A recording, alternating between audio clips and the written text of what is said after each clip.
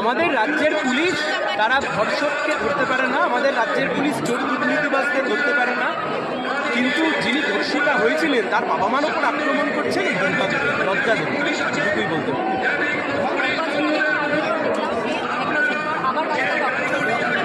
এক বছরের মধ্যে সাউথ ক্যালকাটাতেও কার্যত শিক্ষা প্রতিষ্ঠানের মধ্যে একই ঘটনা ঘটেছে। থ্রেড কালচার, লড়াই হয়েছিল থ্রেড কালচারের বিরুদ্ধে, লড়াই হয়েছে বিচারের জন্য। আপনি বলুন তো, এক বছর ধরে বিচার হচ্ছে, বিচারের নামে প্রমোশন হচ্ছে। কি সিবিআই কি রাজ্য পুলিশ দুজনে মিলে একটা গোটা ঘটনাকে তাকে ডাইলিউট করে দিয়ে মূল যে অভিযুক্ত, সেই মূল অভিযুক্ত যাতে না খুঁজে পাওয়া যায়, ঘটনার রুটে যাতে না যাওয়া যায়। আমাদের কথা নয়, আপনি যে জাজমেন্ট করেছে সেই জাজমেন্ট যদি পড়েন, জাজমেন্টেই তো লেখা আছে সিবিআই কোনো তদন্ত করে, উত্তর দিতে হবে। সারদা রোজভ্যালি আইকোর একের পর এক চিটফান্ডের মামলাতেও একই জিনিস আমরা দেখেছিলাম, যে সিবিআই তদন্তের নামে আসলে রাজ্য সরকারকে সাহায্য করেছে।